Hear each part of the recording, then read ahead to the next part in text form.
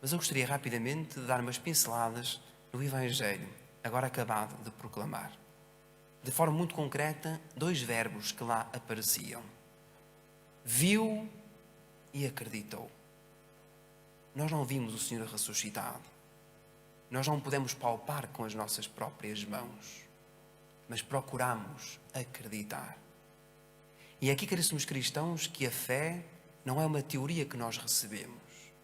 A fé não é um catecismo que eu dou para a mão do outro e que fez o percurso da caminhada catequética e sua fé está cumprida, como quem recebe um diploma no final do curso académico. Mas a fé é um caminho que nós vamos fazendo. Eu olho para esta assembleia que está aqui, uma assembleia heterogénea, com idades completamente distintas uns dos outros. E pode acontecer que no meio de nós, alguém com 15 ou 20 anos tenha uma fé muito mais esclarecida e uma fé muito mais madura do que alguém que tenha 80 anos. E não temos que estar escandalizados com isto, porque a fé é uma experiência íntima que eu faço com Deus. Será que eu alguma vez já fiz a experiência de Deus na minha vida? Ou será que eu apenas me socorro de Deus nos momentos de aflição? E aí Deus não me escuta, porque Deus não me fala. Mas eu também não sou paciente. Não deixo Deus agir quando Ele acha que deve agir. E, portanto, se Deus não agir no momento em que eu quis, Ele afinal não existe. Ele afinal é para colocar de lado. Afinal, aquilo que o padre diz na igreja, aquilo que os catequistas ensinam, é uma fábula açucarada que não tem qualquer impacto na nossa vida. Isto, caríssimos cristãos, infelizmente, é aquilo que nós vamos vivendo. É aquilo que nós vamos testemunhando. Eu dizia ontem, caríssimos cristãos, que o ser humano criou aviões potentes que em pouco tempo nos põem do outro lado do mundo. Criamos autoestradas tecnológicas que proliferam nas diversas redes sociais. Isto acomodou-nos. Isto trouxe ao de cima aquilo que é a natureza humana, que é a preguiça de nos poder estar próximos uns dos outros e de nos olhar olhos nos olhos.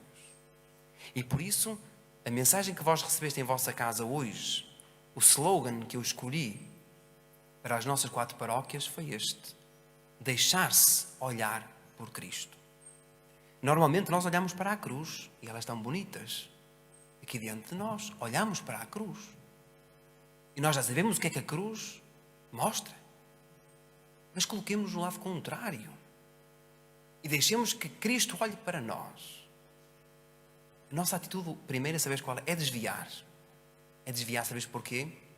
Porque quando nós nos colocamos numa atitude de paragem, de alguém que nos aprecia, como quando nós apreciamos de alguém que passa na rua, nós não gostamos, porque vai mexer nas feridas que todos nós temos cá dentro, que são os nossos defeitos, que são os nossos pecados, que são as nossas fragilidades, e que ninguém diga o contrário. E por isso é que, se a cruz hoje entrou em vossas casas, se vós fizeste uma veneração à cruz, certamente que Deus, nesta Páscoa, neste ano que agora se segue, terá muito a dizer a cada um de nós. Mas olhai, contemplar a cruz de Cristo, deixar-se olhar por Cristo e lá em casa virar as costas uns para os outros, é uma hipocrisia, é uma falsidade. Contemplar a cruz de Cristo e esquecer o que está ao meu lado não tem qualquer tipo de valor, porque cada um de nós é este espelho, é esta marca do próprio Deus, com olheiras, com rugas, com calos nas mãos, com negras ou cicatrizes no corpo. Fazem parte do nosso caminho, são a nossa história, são o caminho que trilhamos. Mas há uma certeza, é que a primavera é sempre uma promessa. Há meses atrás olhámos para a natureza, parecia que tudo estava seco, que as árvores secaram. E de um momento para o outro, tudo rebentou, com novas folhas, com novos rebentos. É assim também a vida. A natureza é a melhor escola da nossa própria fé. E quando nós tantas vezes vivemos no inverno da nossa existência, e vivemos no inverno da nossa fé, em que parece que tudo se desmorona sobre nós, é ali uma pequena luz, quase como esta luz que acendemos ontem na Vigília Pascal. Que o reflexo desta luz, caríssimos cristãos, que não nos encandeia os olhos, Porque a luz de Cristo não encandeia os olhos de ninguém. Porque Cristo não te agarra, não faz de ti uma propriedade privada, mas Deus de ti faz de ti um ser livre.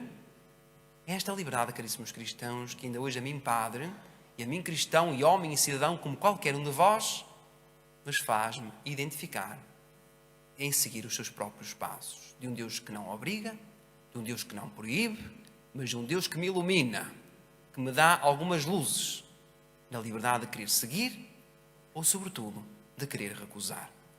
Estou quase a terminar. O dia de hoje, a nível meteorológico, teve muitas facetas. Criámos com uma névoa, acordámos com uma névoa, com um nevoeiro. E certamente que nós não conseguiríamos ver o sol. As temperaturas eram mais amenas. De repente, a névoa dissipou.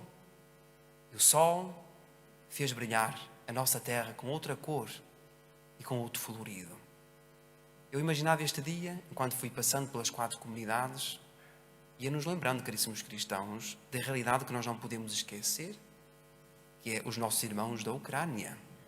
Homens, mulheres, crianças. E se nós hoje estamos aqui a viver a Páscoa em paz, também na Ucrânia se celebra a Páscoa. Não uma Páscoa sobre um sol raioso, mas uma Páscoa de um céu cinzento, que é o fumo dos bombardeamentos e das armas de uns contra os outros. Passava eu, há momentos, numa casa, a benzer. E tive com 2 mães ucranianas, com 2 filhos ao seu lado. Não me entenderam, como eu também não as entendia elas. Mas o seu sorriso, o rosto daquelas crianças entristecido e ao mesmo tempo desconfiados. Eu perguntava-me, ó famílias de Gilmonte, que amor tendes para com os vossos filhos? Ó filhos de Gilmonte, que amor tendes para com os vossos pais?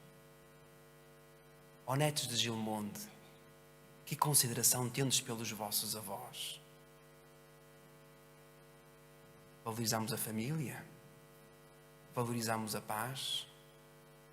Valorizamos os momentos que Deus nos deu?